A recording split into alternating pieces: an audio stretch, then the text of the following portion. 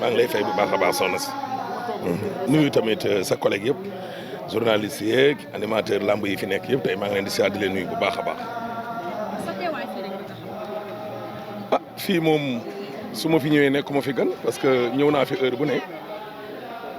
muy guddi muy bëccëg fanaan nañ fi moo tax sama teewaay bi tey dafa tombé xëj na sëñ Touba moom am rek lu mu wax ci sant subhaanahu wa taala borom bi nga xam ne moom moo ko jagleele lim ko jagleele ci àdduna bi mu ne nag fu waay nekk na ma ko santale doore ko ci ginaar ba ci gileem mbir mi nag fi mu nekk nii moom taalibe moom ñun ay taalibe lañ te xam nga taalibe moom ndigal ba noppi taalibe it xër ci sëñ Touba moo tax fi mu nekk nii moom bu ñu ko tàmbalee fan bu njëkk ci safar gi ba fukki fan ak juróom-ñett gis nga taalibe nii lañ koy defee suñu rakk ji nga xam ne mooy Balla Gaye nag at bu ne ci at yi ñu génn yëpp day organiser safar bu ñu ko daal di tàmbalee comme nii tey ci altine ji wutali nag safar ga Touba bu ko defee at bu ne ñu daal di ñëw daal di fiy jaar santale ko borom bi moom sëñ Touba moo ñu fi indi tey jaare ko ci suñu rakk ji nga xam ne moom mooy Balla Gaye loolu moo ñu fi indi tey sant nag yàlla bu baax a baax gërëm leen tam.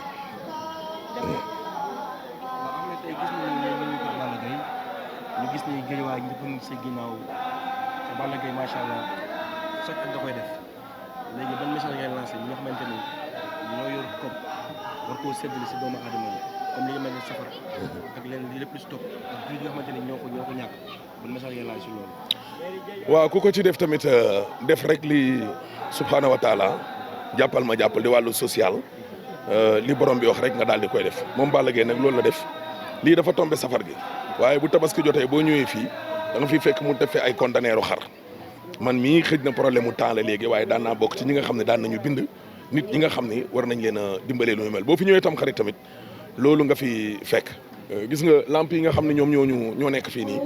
yàgg na burle moom ci boppam mu jënd ay ampoule def ko kon moom c'est un homme qui est social li ngeen koy gis nii bëri na xëdëram yëpp ca biir saako yi la yem mais boo ñëwee fii ne da nga naan kii ne du moom.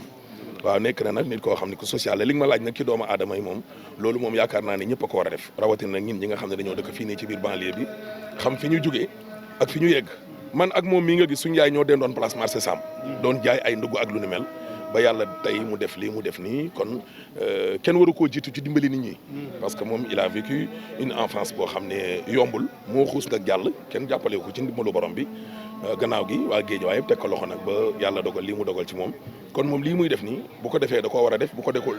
da ko war a def te bu ko deful tamit suñu genre gi danañu jël yat topp ci ginnaaw mu def ko te da koy def mooy dimbali doomu aadama.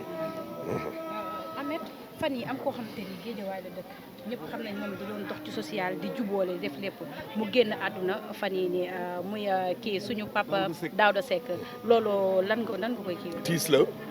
ñàkk gu rëy pour Guédiawaye gépp parce que Daouda Seck moom waxuma sax man ay mbirum social sax la nit ñi gisoon noonu ci kaw waaye dox ci diggante nit ñi ay jafe-jafe yoo xam ne day am ak yu ne moom ak ki nga xam ne mooy Aline Diaw ak Mbaw mi nga xam ne moom moo nekk suñu ginnaaw nekk ay grand yoo xam ne kon dañoo magal yàlla nag gis nga ko moom bakkan boo xam ne moom dafa ñam dund rek dana ñam nag safaan wi loolu moom yàlla moo ñu bindee ak moom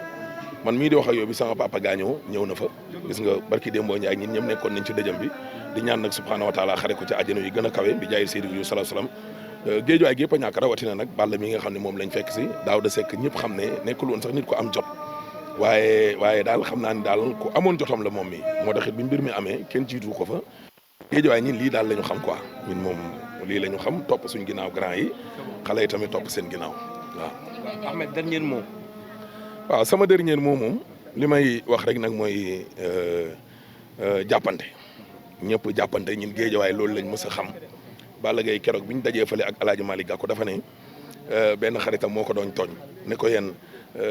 saay boo leen tafee Gakou ci wet gi rek wala ay jàppal bàyyi li yéeg wàccal seetlu nañ ne da ngeen di daanu te loolu moom nekkul sax ay mbirum Balla Gaye Ahmed Aïdara Malick Gakou wala Aziz Ndiaye wala benn bantu bale boo ne ko taraj mu damm mais boo ko dajalee ba mu doon bale jël ko jéem koo damm nga xool boo jëyee benn mat boo ne ko nii mu damm mais boo jëlee sayu mat dajale ko takk ko yéen ko benn jeeg demal nga xool ba xam nit mën na koo damam déet noonu lañ mel te moo tax nag alir bi nga xam ne moom la Guédiawaye nekk am nañ yaakaar ne li nga xam ne moom moo fi nekk dana ñëwaat te xale bii nga xam ne moom laa seet si tey yàlla moo yor ndam yor match nul yor défaite waaye roi des arènes incha allah rabbi dina ko jëlaat.